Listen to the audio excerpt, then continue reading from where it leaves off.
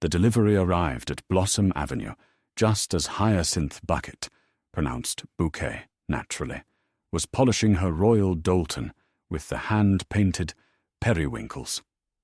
"Richard!"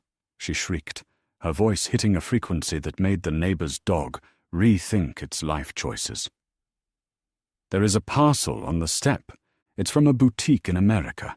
I'm expecting a limited edition porcelain figurine of a Victorian orphan." Richard, looking weary and defeated, hauled the heavy wooden crate into the lounge.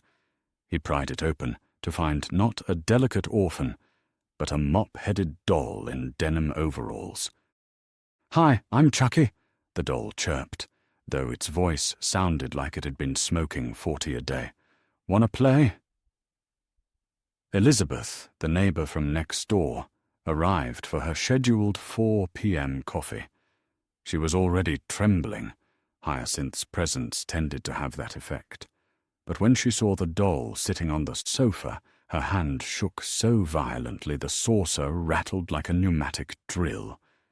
"Hyacinth," Elizabeth stammered. That doll, it just blinked at me. And it's holding a steak knife." "Don't be silly, Elizabeth," Hyacinth trilled, adjusting Chucky's overalls. "It's a rough-and-tumble artisan collectible.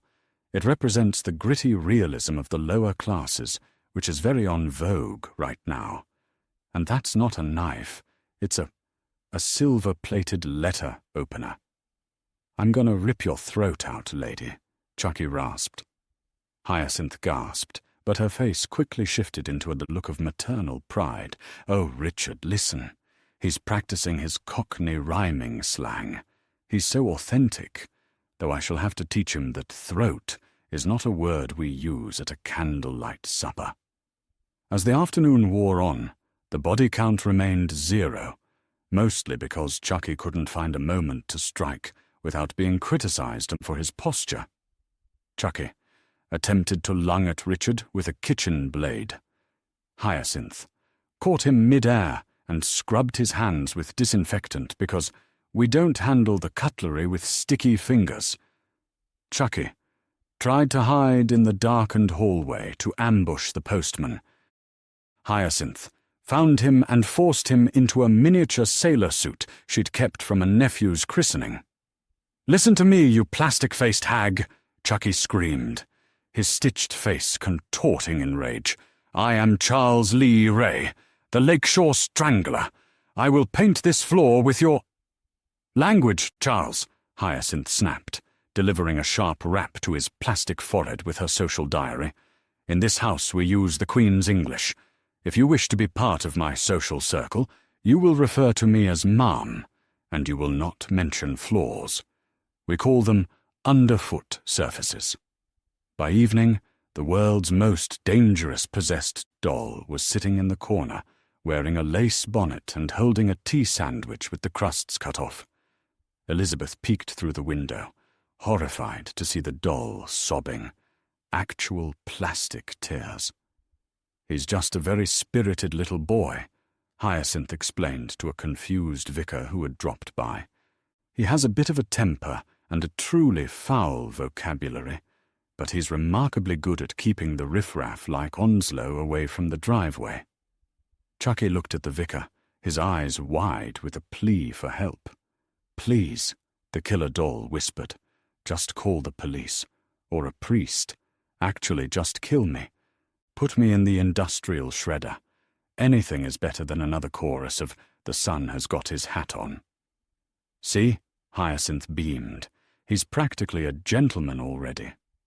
Just as Chucky was contemplating jumping into the fireplace to end his misery, a rusted, backfiring car screeched to a halt outside. Onslow and Daisy lumbered up the path, with Rose following behind in a skirt that was technically more of a belt. "Oh, good grief," Hyacinth whispered, peeking through the net curtains. "It's the relatives.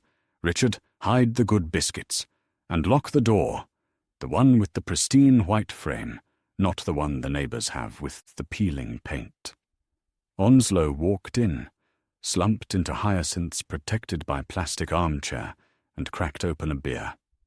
He looked down at the doll sitting on the rug in a lace bonnet. "Here, Daisy," Onslow muttered, scratching his midriff. "This kid's got a look about him.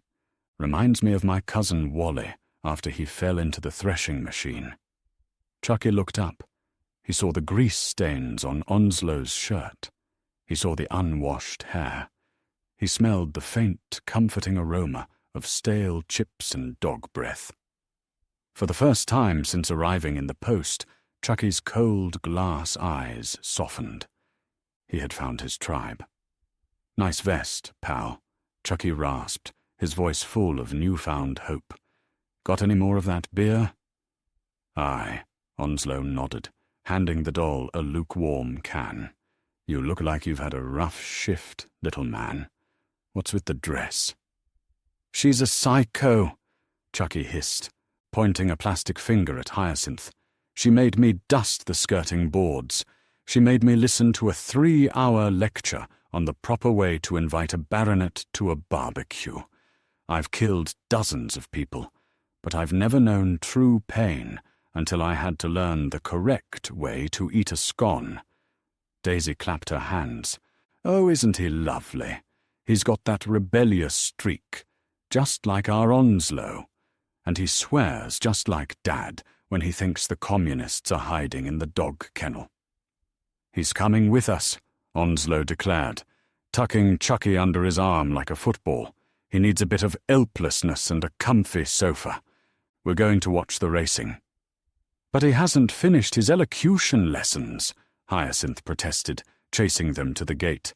"He still says bath with a short A. He hasn't even learned how to properly address a duchess." As the rusted car sped away, Chucky leaned out of the window, flipping Hyacinth a bird with his tiny plastic hand. "See you in hell, lady," he screamed joyfully.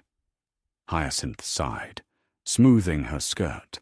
"Such a shame, Richard. He had potential. But I suppose some people are simply born for the council estate lifestyle. Now come along. We have to disinfect that armchair before the mayor's wife arrives." Back at Onslow's, Chucky settled into a pile of old newspapers. He looked at the family dog, which was currently lying on its back, snoring loudly. Chucky pulled out a small pocket knife he'd managed to hide in his lace bonnet. "Time to die, Mutt," Chucky whispered, creeping toward the sleeping animal. He stabbed the dog's leg with all his might. The dog didn't move. It didn't even wake up. It just let out a long, wet fart that nearly knocked Chucky backward. Chucky sighed, retracted his blade, and climbed onto the sofa next to Onslow. He took a long swig of beer and stared at the television. He realized that while he was a soul-transferred killer, even he couldn't compete with the terrifying power of British apathy. "Onslow?" Chucky rasped. "Yeah, kid?" "Pass the crisps."